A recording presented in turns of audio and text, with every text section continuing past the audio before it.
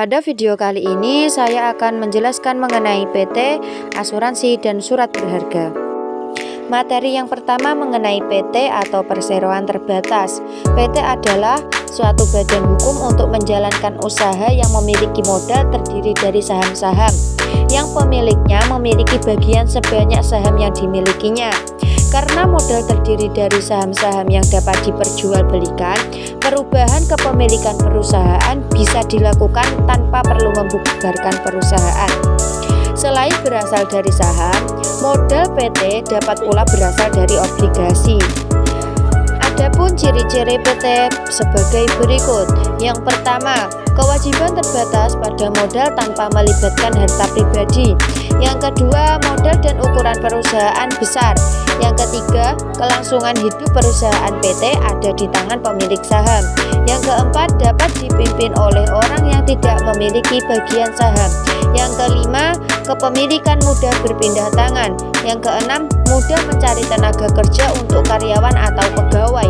Yang terakhir, keuntungan dibagikan kepada pemilik modal atau saham dalam bentuk dividen. Selanjutnya, materi yang kedua adalah asuransi. Menurut pasal 246 KUHD, asuransi atau pertanggungan adalah suatu perjanjian dengan mana seorang penanggung mengikatkan diri kepada seorang tertanggung dengan menerima suatu premi untuk memberikan penggantian kepadanya karena suatu kerugian, kerusakan, atau kehilangan keuntungan yang diharapkan. Pada hakikatnya, asuransi adalah suatu perjanjian antara nasabah asuransi dengan perusahaan asuransi mengenai pengalihan resiko dari nasabah kepada perusahaan asuransi. Adapun manfaat dari asuransi sebagai berikut. Yang pertama, memberikan rasa aman dan perlindungan. Yang kedua, pendistribuan biaya dan manfaat yang lebih adil. Yang ketiga, polis asuransi dapat dijadikan jaminan untuk perolehan kredit. Yang keempat, berfungsi sebagai tabungan. Yang kelima, alat penyebaran resiko. Dan yang terakhir, membantu meningkatkan usaha. Selanjutnya, jenis-jenis dari asuransi. Yang pertama, asuransi terhadap bahaya kebakaran. Yang kedua, asuransi terhadap bahaya yang mengancam hasil pertanian yang belum dipaneni. Yang ketiga, asuransi jiwa. Yang keempat, asuransi terhadap bahaya di laut. Dan yang terakhir, asuransi pengangkutan darat dan perairan darat. Kemudian bentuk hukum usaha asuransi ada 4. Yang pertama, perusahaan perseroan atau persero. Yang kedua, koperasi. Yang ketiga, perseroan terbatas. Dan yang terakhir, usaha bersama atau mutual. Adapun materi yang terakhir adalah surat berharga. Surat berharga merupakan dokumen yang diterbitkan oleh penerbit sebagai pemenuhan suatu prestasi berupa pembayaran sejumlah uang kepada pihak memegang surat tersebut, baik pihak yang diberikan surat berharga oleh penerbit maupun pihak ketiga kepada siapa surat berharga itu dialihkan.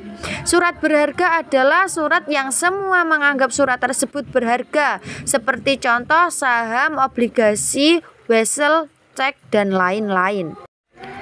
Adapun fungsi surat berharga. Yang pertama, surat sanggup membayar atau janji untuk membayar.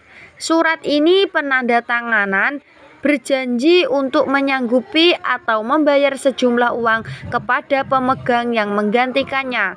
Bentuk ini adalah surat sanggup. Yang kedua, surat perintah membayar. Penerbit memerintahkan pada tertarik untuk membayar sejumlah uang kepada pemegang atau penggantinya. Bentuk surat ini adalah surat wesel atau cek. Nomor 3, surat pembebasan hutang. Penerbit memberi perintah pada pihak ketiga untuk membayar sejumlah uang kepada pemegang yang mengajukan dan menyerahkan surat ini. Bentuk surat ini adalah kwitansi atau unjuk. Kemudian penggolongan surat berharga. Surat berharga digolongkan menjadi 2. Yang pertama, menurut isi perikatan dasarnya. surat berharga dibagi menjadi 3 golongan. Yang pertama, surat berharga mempunyai sifat kebendaan, misalnya konosemen. Yang kedua, surat berharga yang mempunyai sifat keanggotaan, misalnya saham. Kemudian surat berharga yang mempunyai sifat tagihan hutang atau utang piutang, misalnya wesel, cek, surat aksep, promis, dan kwitansi. Yang kedua, berdasarkan dasar pengaturan. Surat berharga dibagi menjadi 2. Surat berharga yang diatur dalam KUHD, misalnya surat wesel. Yang kedua, surat berharga yang diatur di luar KUHD, misalnya biljet giro, surat saham, dan lain-lain. Itu tadi video yang bisa saya sampaikan. Jika ada kurangnya saya mohon maaf. Semoga bermanfaat untuk teman-teman semua ya. Terima kasih. Wassalamualaikum warahmatullahi wabarakatuh.